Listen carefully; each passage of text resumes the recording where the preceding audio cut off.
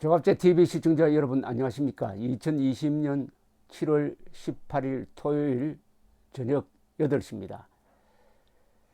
저는 지난 한 달 동안 매우 즐거웠습니다. 지난 6월 말에 발매된 볼턴 회고록을 읽는 재미였습니다.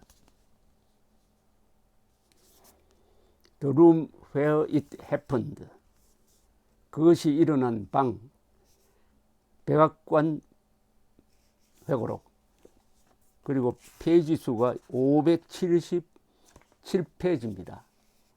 저는 이 책이 나오기를 학수고대를 했습니다.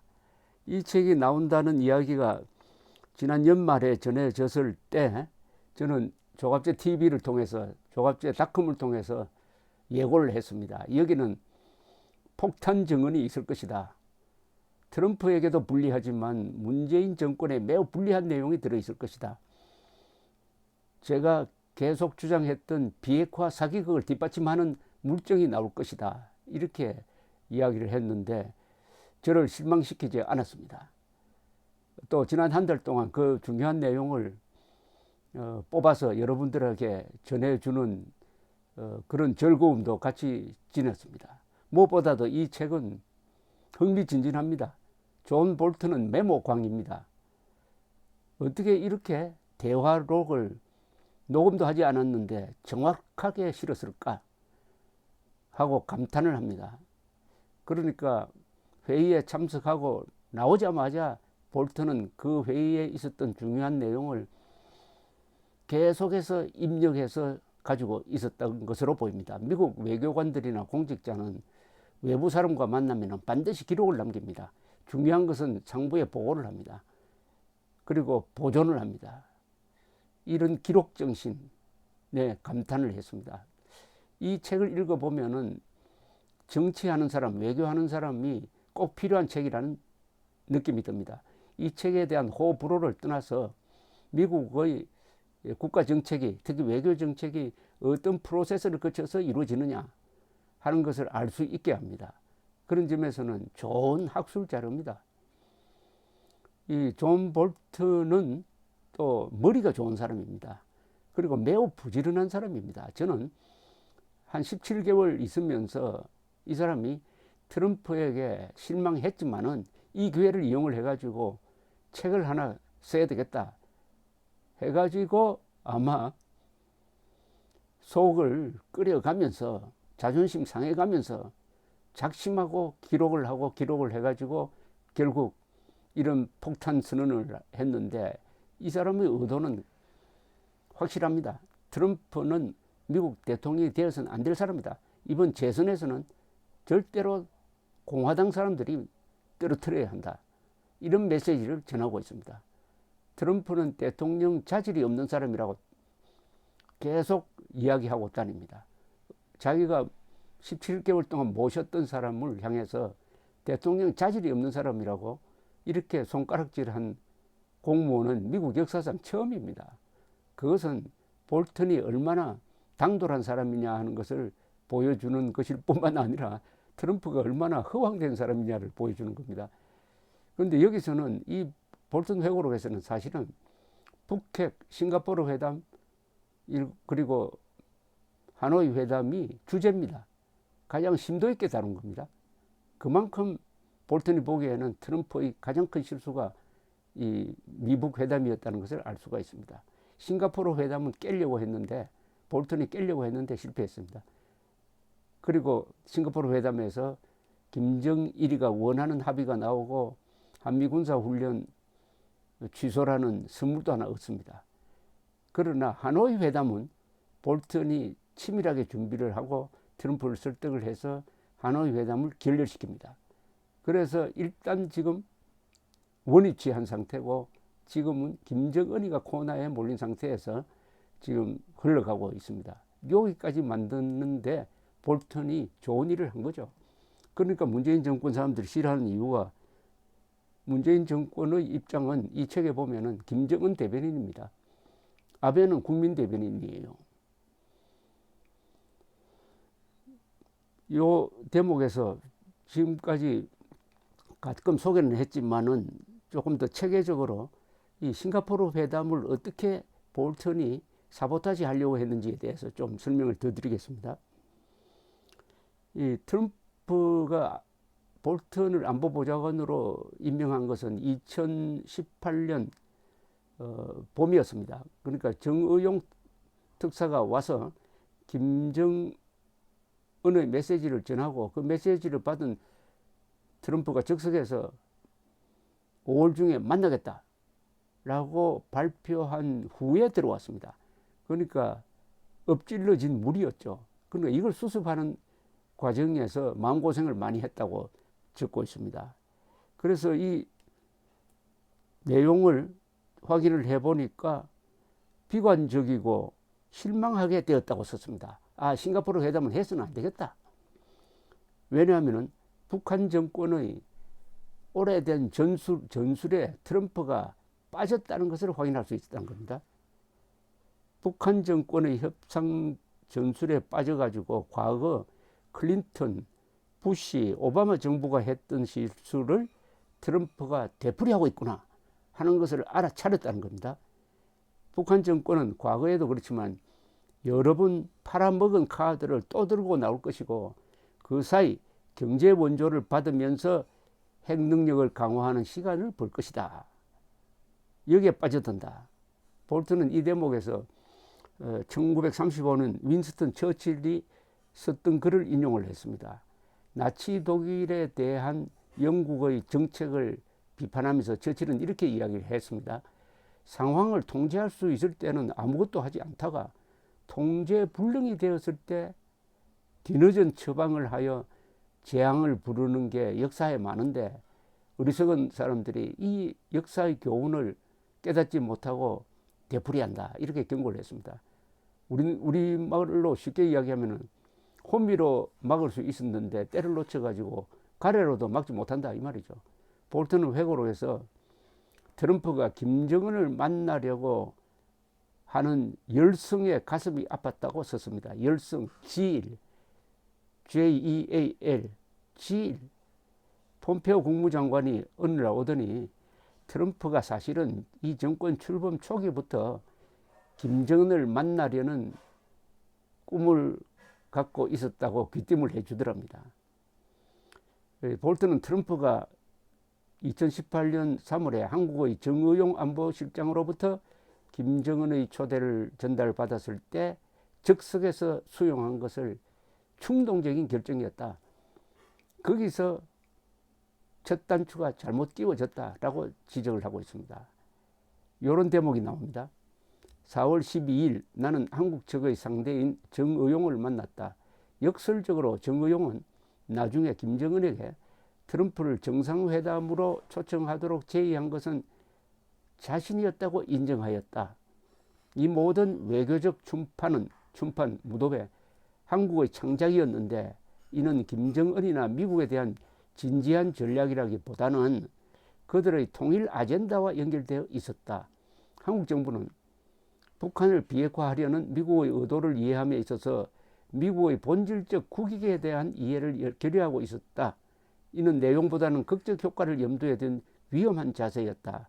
이 대목이 매우 중요합니다. 문재인 정권의 의도를 볼턴이 이렇게 정확하게 드러냈습니다. 즉 북핵 폐기라는 본질적인 문제에 대해서 문재인 정권은 관심이 없었다. 오히려 미북 회담을 붙여놓고 요걸 이용해가지고 평화 무드를 조성을 하고 해서 자기들이 꿈꾸고 있는 통일 아젠다를 밀고 나가는데 이용해 먹으려고 했다. 그러다 보니까 극적 효과를 거두는데 더 신경을 썼다. 아주 정확한 분석입니다. 즉 극적 효과를 거두려고 하니까 뭘 하겠다는 겁니까?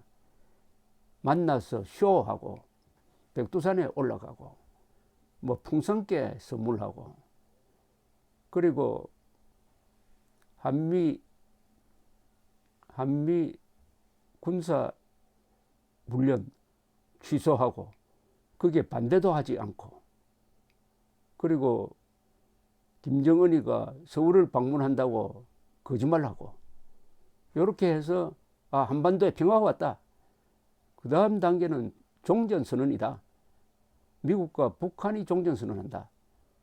종전선언의 조건은 전혀 이루어지지 않았는데도 이렇게 극적 효과를 앞세우면서 문재인 정권은 통일 아젠다를 밀고 나가려고 했다. 그러니까 처음부터 이게 한국에 이용당했다.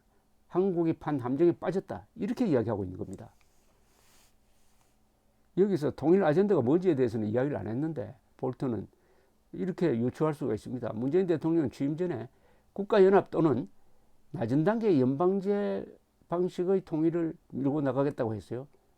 근데 이건 둘 다 헌법 위반입니다. 둘 다 헌법 위반이고 특히 헌법 제4조 대한민국은 자유민주적 기본 질서에 입각한 평화적 통일을 추진해야 한다는 걸 위반한 그 방향입니다. 이게 적화 통일로 가는 게 아니냐 의심할 자격이 있어요. 그걸 위해서는 미국과 북한 사이에 종전선언이 이루어져야 된다. 여기에 집착을 했다 하는 폭로를 볼턴이 하고 있습니다. 제가 보기에는 이 책에서 가장 큰 폭로가 바로 이 부분입니다.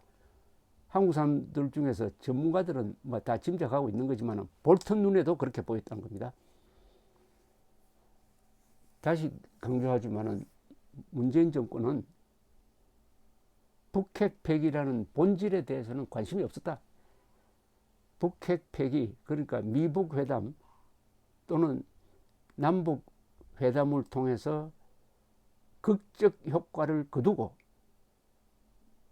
그걸 이용을 해가지고 문재인이 꿈꾸고 있는 통일 아젠다를 실천하려고 했다.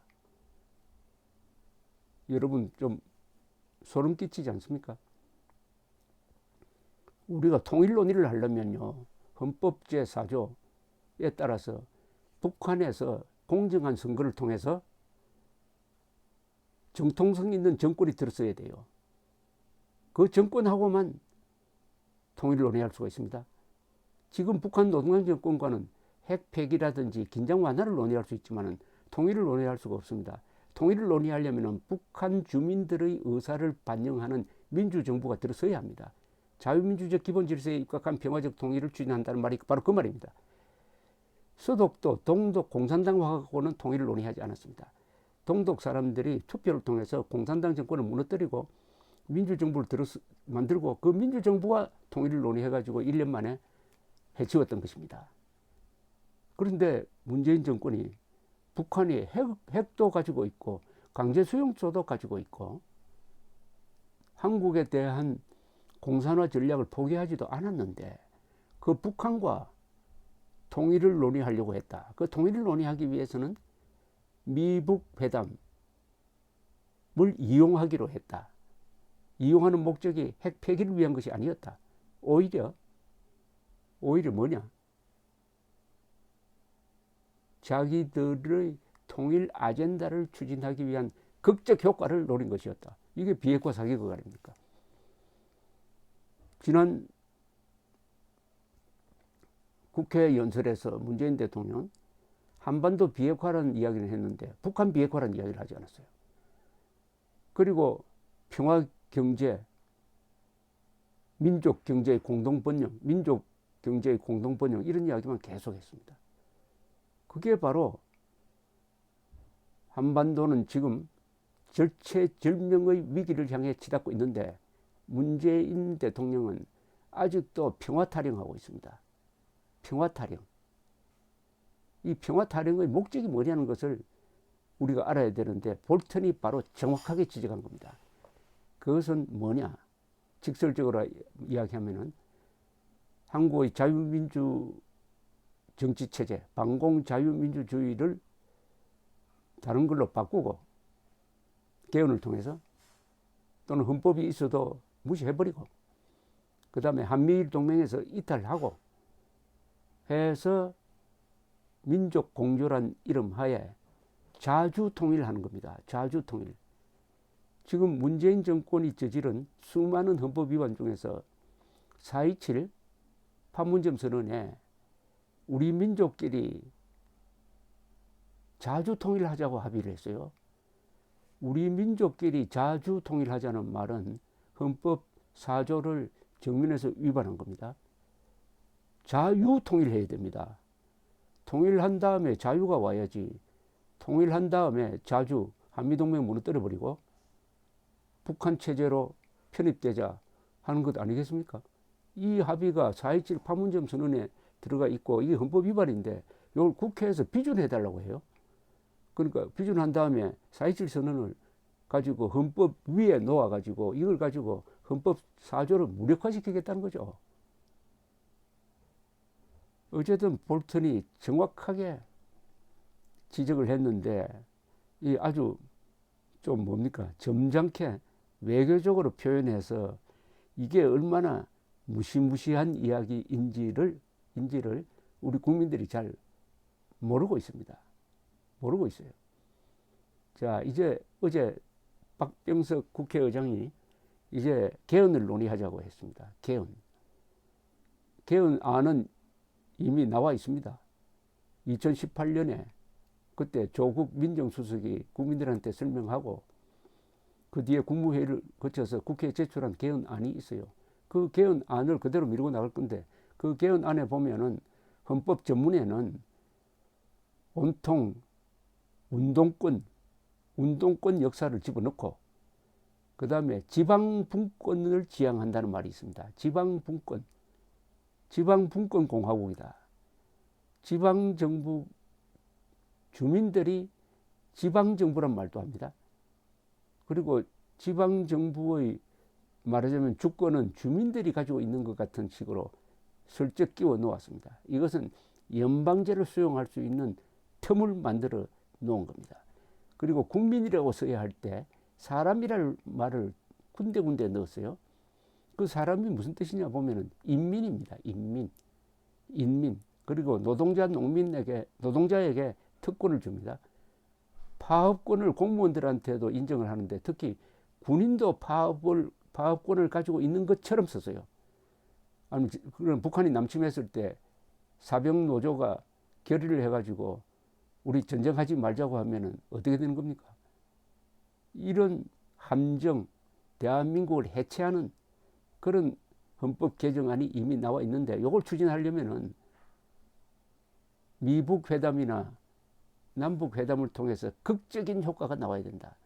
그게 집착하고 있다는 건데 이 볼턴 회고록에 보면은 문재인 대통령은 계속 지금도 그렇지만은 미북 회담을 붙이려고 합니다. 거기서 뭐 근사한 합의가 나오기만 하면은 그것을 그냥 국내로 가지고 와가지고 이제는 우리가 6.15선언 실천으로 간다. 그건 뭐냐? 남측의 연합제와 북측의 낮은 단계 연방제가 공통점이 있다는 것을 인정하고 그 방향으로 통일을 논의한다. 그걸 위해서는 헌법도 개정해야 된다. 이런 속임수를 써가지고 오늘날 대한민국의 이런 번영을 약속을 했던 반공 자유민주주의 체제를 허물고 그리고 한미일 동맹체제를 약화시키든지 거기서 이탈하겠다는 그 정책 의도를 드러냈는데 현재까지는 잘 되지 않고 있는 것은 하노이 회담 결렬입니다. 하노이 회담을 결렬시킨 볼턴이 대한민국의 공산화 또는 대한민국의 해체를 막는 데 상당한 쇠기 역할을 했다는 것을 알 수가 있습니다. 이 뒷부분은 제가 또 다음에 또 설명을 드리겠습니다. 이게 너무 이야기가 길어지면 집중이 안 되니까 지금 18분 지났는데 어쨌든 이 책을 통해서 미국도 한국도 문재인 정권의 의도를 알게 되었습니다. 알면은 속지 않죠. 그러면은 대한민국의 해체를 막을 수가 있습니다. 그런 점에서 존 볼턴에게 대한민국 국민이 빚을 지고 있다는 생각이 듭니다. 감사합니다.